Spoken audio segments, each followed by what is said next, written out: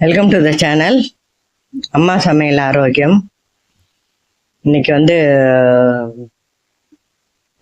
Subscriber வந்து கேட்டுக்கிட்டாங்க, ஏதாவது speech கொடுங்கம்மா அப்படின்னு சொல்லிட்டு. நல்லதா அந்த ஒரு காரணத்துக்காக இன்னைக்கு வந்து சும்மா கொஞ்ச நேரம் உங்களோட ஸ்பெண்ட் பண்ணலாம் அப்படின்னு சொல்லிட்டு முடிவெடுத்தேன் நான்.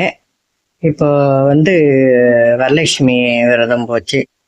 எல்லாம் எப்படி கும்பிட்டீங்க? நல்லா கும்பிட்டீங்களா? நல்ல எந்த இதுவும் இல்லாமல் நல்லா சூப்பராக அருமையாக எல்லாரும் செஞ்சிருப்பீங்கன்றத நான் நம்புகிறேன்.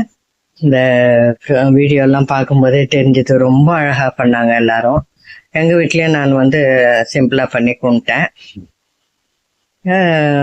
நான் அதான் சொல்லுவேன், எப்போவுமே டென்ஷன் இல்லாமல் நல்லா நிம்மதியாக சாமியை கும்பிடுங்க. எப்போவுமே நல்லா வச்சுருப்பாங்க அந்த அம்மன். எல்லாருக்கும் வந்து அந்த லக்ஷ்மி தாயார் வந்து எந்த கஷ்டமும் கொடுக்காத, எல்லாரும் சௌகரியமாக இருக்கணும் அப்படின்றத அந்த லக்ஷ்மி தாயார்கிட்ட நான் வேண்டிக்கிறேன்.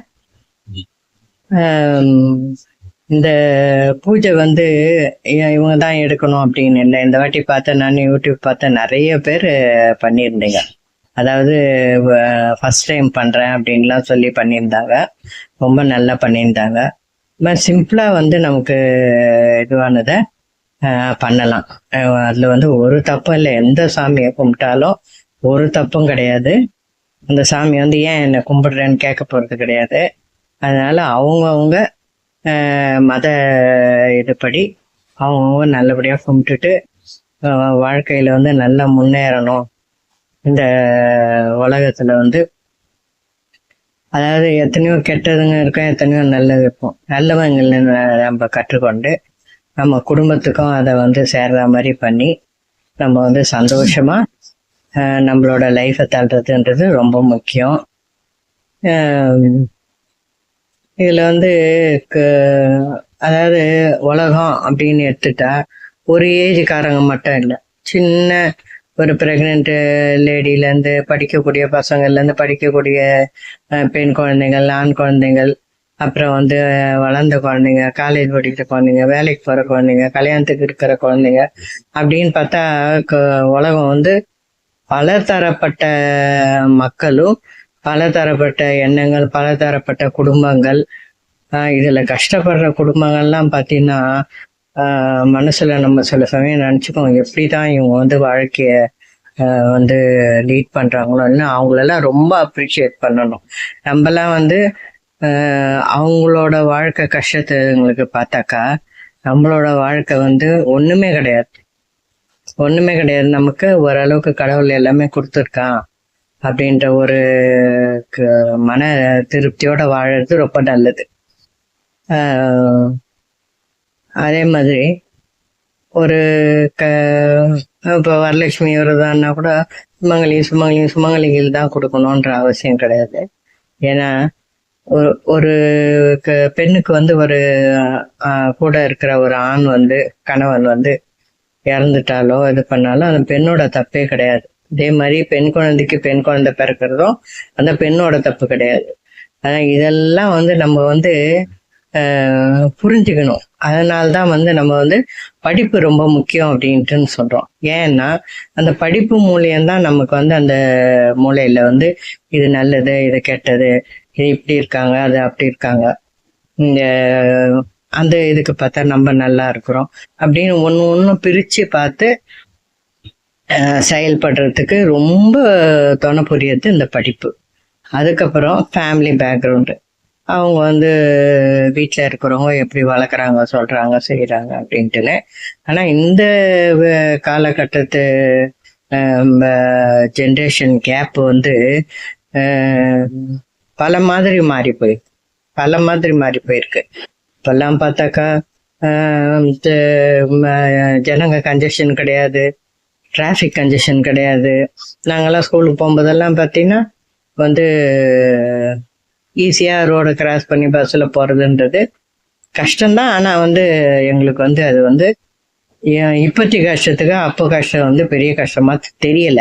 ஏன்னா இப்போ நம்ம பார்க்கும்போது படும்போது தான் தெரியுது. அப்போ நம்ம வந்து பரவாயில்ல, ஈஸியான ஒரு இதுல தான் வந்து நம்ம வளர்ந்துருக்கோம் அப்படின்னு சொல்லிட்டு வாழ்ந்திருக்கோம்ட்டுங்க. அந்த மாதிரி இப்போ ஒரு ஊர்லயும் நல்லா டெவலப் ஆயிருக்குது. ஒரு ஊரும் நல்லா டெவலப் ஆயிருக்குது. பட் மனுஷங்க எந்த அளவுக்கு மேல வந்திருக்காங்கன்றது எனக்கு தெரியல. நான் ஓரளவுக்கு இப்போ யூடியூப் ஆரம்பிச்சு பெண்கள் எல்லாம் தைரியமா யூடியூப் ஆரம்பிச்சு அவங்களுக்கு என்ன திறமை இருக்கோ அந்த திறமையை வெளிக்காட்டி அதுல வந்து ஜெயிச்சு வராங்கன்றத நான் பார்க்குறேன். அந்த மாதிரி நம்ம மட்டும் இல்லை, லேடிஸ் மட்டும் இல்லை, ஜென்ஸும் அந்த மாதிரி இருக்கணும், பசங்களும் அந்த மாதிரி இருக்கணும். பெண் பிள்ளைங்கள், ஆண் பிள்ளைங்கள், அவங்களுக்கெல்லாம் அவேர்னஸ் சொல்லி கொடுக்கணும். இப்போ இந்த காலகட்டத்தில் அது ரொம்ப முக்கியமா இருக்கு. அவேர்னஸ் சொல்லி கொடுத்து வந்து கம்பேரிசன் கூடாது. எப்பவுமே வந்து கம்பேரிசன் கூடாது. ஒரு கிளாஸ்ல 40 பேர் படிக்கிறாங்கன்னா 40 பேரும் ஃபர்ஸ்ட் ரேங்க் வாங்க முடியாது. அதுல வந்து அம்மா அப்பாலாம் வந்து அவங்கள போட்டு உந்துதல் கொடுக்க கூடாது. நீங்க வந்து இப்படிதான் போகணும் அப்படிதான் போகணும்னு சொல்லிட்டு. ஏன்னா ஒவ்வொருத்தரும் பாத்தீங்கன்னா நம்ம ஒண்ணு நினைச்சிருப்போம், அதாவது இப்படி ஆகலாம் அப்படி ஆகலாம்னு நினைச்சிருப்போம், அது தவறி போயிருக்கோம். நிறைய வந்து இப்போ என் கூட பசங்களோட படித்த பசங்களே வந்து நிறைய அந்த மாதிரி தவறி இருக்காங்க. நல்லா படிக்கிற பசங்க வந்து டாக்டர் சீட்டு கிடைக்கணுன்றது, இன்ஜினியர் சீட்டுக்கு போய் அப்புறம் அமெரிக்கா போய் செட்டில், அந்த மாதிரி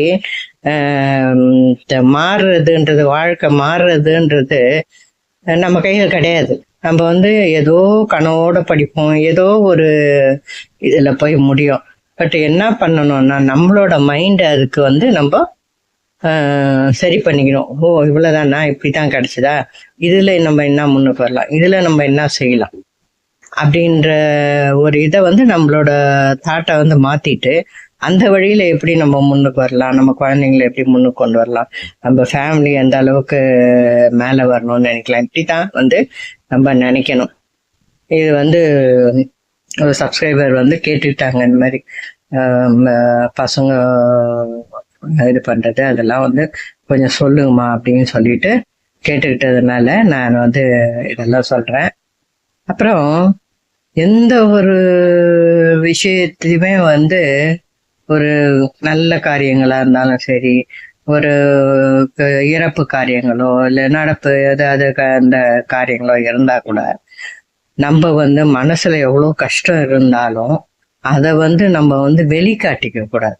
வெளிக்காட்டிக்காம அதுக்கு தேவையானதெல்லாம் அமைதியா என்ன இது பண்ணி நல்லா செய்யறோமோ அதுதான் வந்து நம்ம எது முக்கியமோ அதுல வந்து நம்மள வந்து இது பண்ணிக்கிட்டு அத வந்து ஒழுங்கா நடத்தி முடிக்கிறது வந்து ரொம்ப முக்கியமான விஷயம்.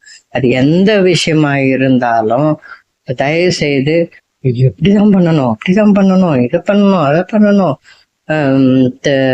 நம்ம இன்னும் இதுவே ஆகல அப்படின்னம்னா, இப்போ வந்து ஒருத்தவங்க வந்து ஸ்விம்மிங் பூல்ல நீச்சல் அடிக்கிறாங்கன்னா அவங்க வந்து ரொம்ப கான்சன்ட்ரேஷனா அந்த ஆழம் அந்த இதெல்லாம் பார்த்து வேற எந்த நினைப்பும் இல்லாத எப்படி ஸ்விம் பண்றாங்களோ அப்பதான் அவங்க வந்து ஒரு இலக்கை ரீச் பண்ண முடியும்.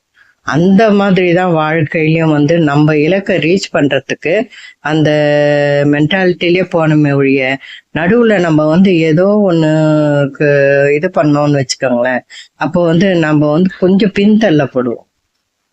அப்படி இருக்கக்கூடாது. எப்படி ஸ்விம்மிங் பூல்ல வந்து கஷ்டப்பட்டு கஷ்டப்பட்டு கஷ்டப்பட்டு முன்னுக்கு போய்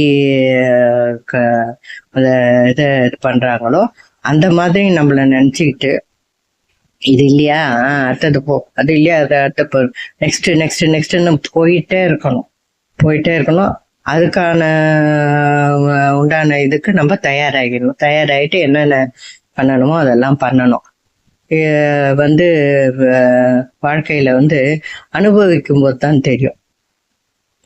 நான் ஈஸியா வாயில இவங்க ஈஸியா சொல்லிட்டு போறாங்க அப்படின்னு நீங்க நினைக்கலாம். அப்படி கிடையாது. ஒரு இதுலயும் வந்து நம்ம எப்படி பார்ப்போம்னாக்கா எல்லாம் நல்லா கீழே கஷ்டப்பட்டு வரும்போதெல்லாம் நமக்கு அவங்களுக்கு தெரியாது. ஆனா ஒரு காலகட்டத்துல மேல வந்து அவங்க நிக்கும்போது அப்பதான் நம்ம வந்து அவங்கள வந்து கம்பேர் பண்ணுவோம். ஓ இவங்க எப்படி வந்திருப்பாங்க, என்ன பண்ணிருப்பாங்க அப்படின்ற மாதிரி. அவங்களோட கஷ்டம் அவங்களோட இது அது வந்து அவங்களுக்கு தான் தெரியும். அந்த மாதிரி கம்பேரிசனே கூடாது. கம்பேரிசன்றது வாழ்க்கையில இருந்து எப்படி நமக்கு வந்து ஒரு முகம் வந்து எல்லாரும் மாதிரியும் இருக்குது, ஒரே முகமாவா இருக்குது கிடையாது. கடவுள் ஒவ்வொருத்தருக்கும் ஒவ்வொரு மாதிரியான உருவ அமைப்பை கொடுத்துருக்கான். அதனால வந்து சில நல்ல விஷயங்கள், சில வந்து சரியில்லாத இது, அதெல்லாம் வந்து கடவுளோட நம்ம பண்ற பாவ புண்ணியத்தை வச்சுதான் அந்த மாதிரி நடக்குமே ஒழிய, அப்பவும் நம்ம என்ன பண்ணணும், சரி அடுத்தது நம்ம லைஃபை வந்து சரி பண்ணிக்கிறதுக்கு என்ன பண்றது அப்படின்றது தான் நம்ம யோசிக்கணும். அதே மாதிரி இந்த பெண் பிள்ளைங்களும் சரி, ஆண் பிள்ளைங்களும் சரி, படிக்கிறவங்க இவங்களெல்லாம் வந்து தயவு செய்து ரொம்ப தொந்தரவு பண்ணாதீங்க. அவங்க வந்து அதாவது அவங்க படிச்சு வரணும், பாஸ் பண்ணி வரணும். அந்த இதுக்கு தான் நீங்க வந்து இருக்கணுமே ஒழிய, மற்றபடிக்கு வந்து நீ தான் ஃபர்ஸ்ட் வரணும், நீ தான் இது பண்ணணும், அப்பதான் கேம்பஸ் இன்டர்வியூ கிடைக்கும், அது கிடைக்கும், இது கிடைக்கும். அதெல்லாம் வந்து ஒண்ணுமே வந்து நம்ம கையில கிடையவே கிடையாது. நம்ம அந்த பிள்ளைக்குன்ட்டு கடவுள் என்ன போட்டிருக்கானோ அதுதான் நடக்கும். அதை வச்சு அந்த குழந்தைங்கள நல்லா வளர்க்கணும். நீங்க நல்ல சாப்பாடு கொடுங்க. இந்த வைரஸ் காலத்துல வந்து அவங்களுக்கு வந்து நல்ல ஸ்ட்ரென்த்தான சாப்பாடு கொடுக்கணும். படிக்கிறதுக்கு உண்டான வசதி பண்ணி கொடுக்கணும். அதுங்களுக்கு வசதின்னு என்ன பெரிய வசதின்னு இல்லை, ஒரு டேபிள் சேரு அதுங்க தனியா படிக்கிறது. அந்த படிக்கிற நேரம், சாப்பிட்ற நேரத்தை மட்டும் நம்ம பேரண்ட்ஸ் வந்து கிட்ட இருந்து கவனிக்கணும். நம்ம போய் சொல்லி கொடுக்குறோம் இல்லை, அதெல்லாம் ரெண்டாவது. அதுங்க படிக்கிறது சாப்பிட்றதுன்றது ரொம்ப முக்கியம். அதுக்கு நம்ம சாப்பிட்றதுக்கு நம்ம தான் வந்து ப்ரிப்பேர் பண்ணி கொடுக்கணும். குழந்தைங்களுக்கு படிக்கிறதுக்கு ஏதாவது டவுட் இருந்தா சொல்லி கொடுக்கலாம், இல்லைன்னா அவங்க படிச்சுக்குவாங்க ஸ்கூல்ல சொல்றத வச்சு. இல்லையா பேரண்ட்ஸ் சொல்லி கொடுக்குறாங்கன்னா சொல்லி கொடுக்கட்டும். அப்படிதான் வச்சு கொண்டு போகணும். நீ நல்ல பிள்ளை, நீ நல்லா வந்துடுவ, நல்லா செய்வ, உனக்கு வந்து எல்லாம் தெரியும், அம்மா சொல்லணும்ன்ற அவசியம் கிடையாது. இப்படியெல்லாம் வந்து அந்த பிள்ளைங்களுக்கு வந்து நெகட்டிவ் வேர்ட்ஸ் ஒரு வேர்டு கூட யூஸ் பண்ணாம எந்த விஷயத்திலையும், ஒரு பூஜையாகட்டும், ஒரு சமையல் ஆகட்டும், ஒரு இதாகட்டும், யார்கிட்ட பேசுறதாகட்டும், நம்ம வந்து என்னோட அனுபவத்துல நான் என்ன சொல்றேன்னா, வாயை திறந்து ஒருத்தர்கிட்ட பேசுறதை காட்டியும் நம்மக்கு மூளை மூலியமாவோ நம்ம காதுகள் மூலியமாவோ அதை வந்து உள்வாங்கிக்கிட்டு அதுக்கு என்ன இது நடைமுறையில வந்து நல்லதா நடத்தி எடுத்துட்டு போனோம் அப்படின்றத நம்ம வந்து நம்ம மைண்ட்ல செட் பண்ணிக்கணும். அப்போ வந்து நமக்கு எதுவுமே வந்து தப்பா போகாது, எல்லாமே நல்லதாவே முடியும். தயவு செய்து நெகட்டிவ் வேர்ட்ஸ் யூஸ் பண்ணாதீங்க.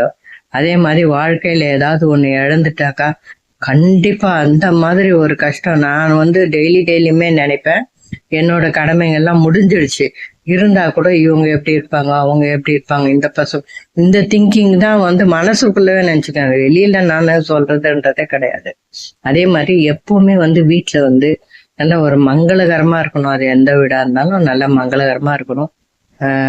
ஒரு சாமி பாட்டு ஓடிட்டு இருக்கணும். நல்ல நல்ல விஷயங்கள் பேசணும். முடிஞ்சா நல்ல சிரிங்க. உங்களுக்கு வந்து எப்படியெல்லாம் வந்து பேசி இது பண்ணணும் அந்த மாதிரி பேசி இன்ட்ராக்ட் பண்ணல. ரெண்டு பேரா இருந்தா கூட அது வந்து தப்பே கிடையாது. இந்த மாதிரி வாழ்க்கை அப்படின்னு நம்ம ஓட்டிக்கிட்டு போனோம்னா, நீங்க சாதாரணமா ஓட்டிக்கிட்டு போங்க, வாழ்க்கை தானா போயிட்டு இருக்கோம். அதாவது இந்த ஓடையில போற நீர் மாதிரி அது தானா போயிட்டு இருக்கும். நீங்க எந்த விதமான டென்ஷனோ கஷ்டமோ படாதீங்க. அப்படியே ஏதாவது தவிர ஏதாவது கஷ்டம் நடந்திருந்தா நம்ம அதுக்கு காரணம் கிடையாது. அதனால வந்து அதை வந்து அதையும் தானா சரிப்படுத்தி கொடுக்க கடவுள் ரெடியா இருப்பார். அதனால எல்லாத்துலயும் வந்து நல்லா வரணும், நல்லா இருக்கணும், சௌக்கியமா இருக்கணும் அப்படின்னு சொல்லிட்டு அந்த ஆண்டவனை வேண்டிட்டு நான் இந்த வீடியோ முடிச்சிருக்கேன். வாழ்க வளமுடன். இந்த வீடியோ பார்க்குற அனைவருக்கும் என்னுடைய மனமார்ந்த நல்வாழ்த்துக்கள். தேங்க்ஸ் ஃபார் வாட்சிங்.